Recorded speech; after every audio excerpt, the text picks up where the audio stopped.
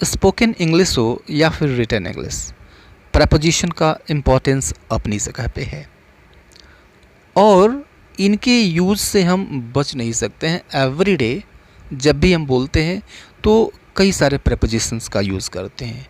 जो very commonly propositions use किए जाते हैं वो हैं टू, फ्रॉम, ऑन, एट, इन। ये बहुत ही कॉमन प्रपोजिशंस हैं जिनको हम यूज़ करते ही करते हैं।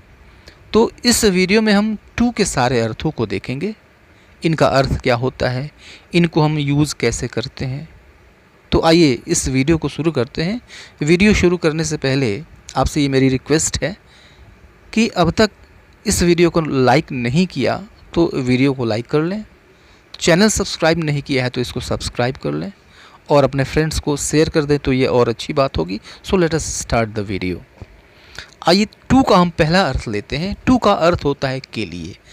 अब देखिए कि जब यह के लिए का अर्थ देता है तो आप देखेंगे अक्सर यह वर्ब के ठीक पहले आता है, यानी वर्ब के बेस फॉर्म के ठीक पहले, यानी टू होता है उसके बाद से वर्ब की बेस फॉर्म होती है और यहाँ पे अर्थ देता है के लिए का।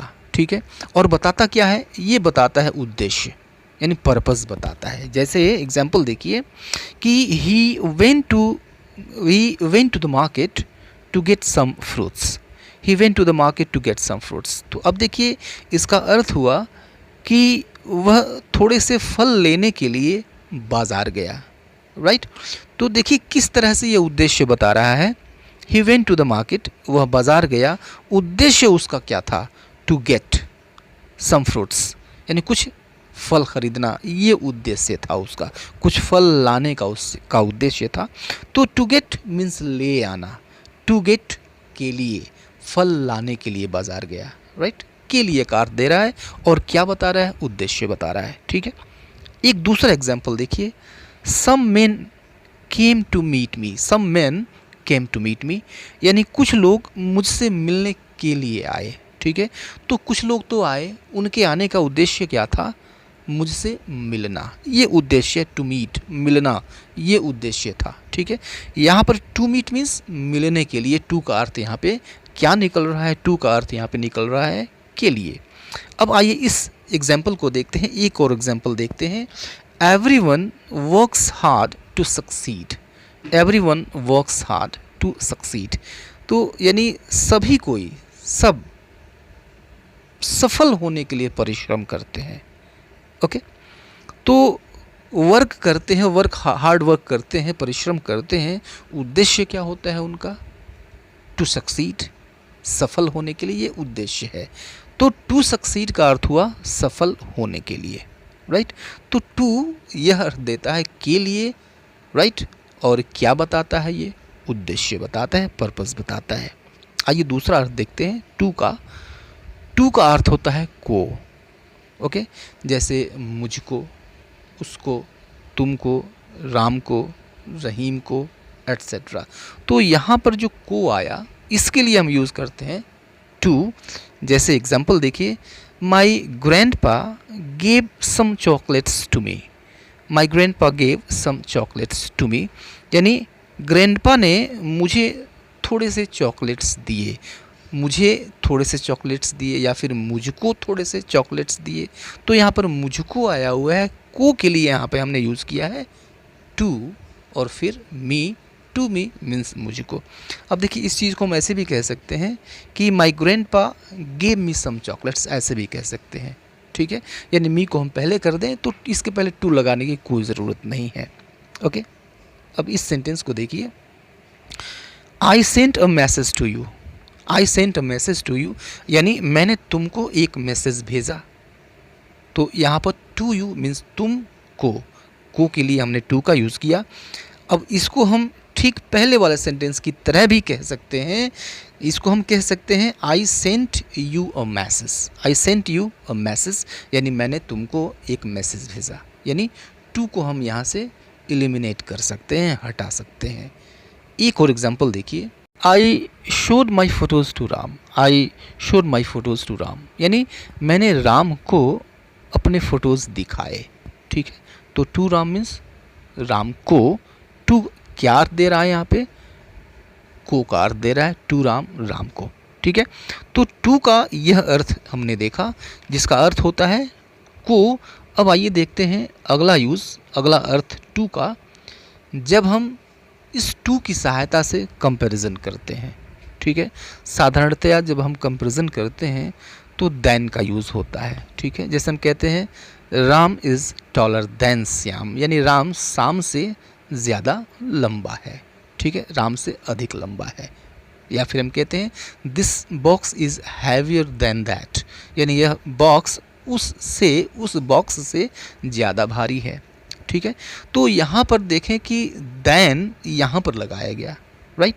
लेकिन कुछ वर्ड्स ऐसे होते हैं जहाँ पर दैन के बजाय टू का यूज़ किया जाता है और वहाँ पर अर्थ ये देता है से का या फिर की अपेक्षा का। ठीक है, ऐसे वर्ड्स, ऐसे कॉमनली ऐसे वर्ड्स जिनके लास्ट में IOR या फिर OR होता है, उनके बाद हम टू का यूज़ करते हैं। ठीक है, देन का यूज़ नहीं करते हैं सामान्यतया। ओके, जैसे ये वर्ड्स हैं superior, junior, senior, prefer, inferior, exterior, right. तो ऐसे वर्ड्स हैं जिनके लास्ट में IOR आया हुआ है या फिर OR आता है, ER आता है, प्रेफर, राइट। तो ऐसे में जब हम इस तरह से कंपैरिजन करते हैं इन शब्दों के साथ, तो फिर हम देन के बजाय टू का यूज़ करते हैं। जैसे I prefer tea to coffee, I prefer tea to coffee, यानी मैं कॉफ़ी की अपेक्षा चाय ज़्यादा पसंद करता हूँ, यानी काफ़ी से ज़्यादा मैं चाय पसंद करता हूँ। तो आपने देखा कि यहाँ पर टू का अर्थ है से या फिर की अपेक्षा, टी टू कॉफ़ी यानी कॉफ़ी की अपेक्षा चाय। Okay, Raju is junior to Ankit, यानी राजू अंकित की अपेक्षा जूनियर है। ओके, या फिर राजू अंकित से जूनियर है। तो टू का अर्थ यहाँ पे निकल रहा है से, राइट। तो अंकित से टू अंकित, अंकित से। एक और एग्जांपल देखिए कि this cloth is inferior to that, this cloth is inferior to that, यानी यह जो कपड़ा है उस कपड़े से ज़्यादा इन्फीरियर है, घटिया किस्म का है, राइट। तो यहाँ पर देखिए यह भी IOR से ख़त्म हो रहा है, तो इसके बाद टू आया। यहाँ पे टू का अर्थ हुआ से या फिर की अपेक्षा, राइट। तो इस कंडीशन में हम कंपैरिजन करते हैं, देन के बजाय हम टू का यूज़ करते हैं और इस टू का अर्थ होता है की अपेक्षा या फिर से। नेक्स्ट अर्थ देखते हैं टू का। टू का नेक्स्ट अर्थ है टू मीन्स कम, राइट। देखिए जब हम समय के बारे में बताते हैं, ठीक है, हम ये बताना चाहते हैं कि 10 बजने में 5 मिनट कम है, ठीक है। तो इस कम को शो करने के लिए हम टू का यूज़ करते हैं, ठीक है। जैसे बताना है कम है, 10 बजने में 5 मिनट कम मीन्स 10 बजने में 5 मिनट कम मीन्स 5 to 10, ठीक है। 6 to 11 यानी 11 बजने में 6 मिनट कम। क्वार्टर टू 5 यानी 5 बजने में क्वार्टर कम यानी 15 मिनट्स कम। एग्जाम्पल देखिए और इसको ठीक से समझिए। इट इज़ 10 to 5 यानी 5 बजने में 10 मिनट कम है, राइट। तो 10 to 5 मीन्स 5 बजने में 10 मिनट कम। इट वॉज क्वार्टर टू 10 यानी 10 बजने में 15 मिनट कम थे। क्वार्टर मीन्स 15 होता है, ओके। हाफ मीन्स आधा होता है, आप जानते हैं। इट वॉज क्वार्टर टू 10 यानी 10 बजने में 15 मिनट कम थे। इट इज़ 3 to 9, तो 3 to 9 कहने का मतलब है कि 9 बजने में 3 मिनट कम। तो यहाँ पर टू बता रहा है कि इतना बजने में इतना कम है, ठीक है, कम का अर्थ दे रहा है ये। इट इज़ 3 to 9 यानी 9 बजने में 3 मिनट कम, राइट। टू का अगला अर्थ हम लेते हैं। टू का अगला अर्थ होता है के प्रति, राइट। यह के प्रति का अर्थ भी देता है। जैसे देखिए इन सेंटेंसेस में इसका अर्थ हुआ के प्रति। जैसे this is our duty to our parents, this is our duty to our parents, यानी यह हमारी अपने माता पिता के प्रति कर्तव्य है। तो टू आवर पेरेंट्स मीन्स हमारे माता पिता के प्रति। Okay, you should be careful to your future, you should be careful to your future, यानी तुम्हें अपने भविष्य के प्रति सावधान रहना चाहिए। तो टू योर फ्यूचर मीन्स भविष्य के प्रति। ओके, इस एग्जाम्पल को देखिए, you don't seem to be serious to your career, you don't seem to be serious to your career, यानी तुम अपने कैरियर के प्रति सीरियस नहीं प्रतीत होते हो। तो to your career means career के प्रति। तो टू का यहाँ पर अर्थ निकल रहा है के प्रति। नेक्स्ट अर्थ लेते हैं टू। टू यह तक का भी अर्थ देता है, ठीक है। तो यह तक दूरी के संबंध में तककार देता है, समय के भी संदर्भ में यह तककार देता है, ड्यूरेशन, राइट। तो ड्यूरेशन के संबंध में भी यह तक कार देता है।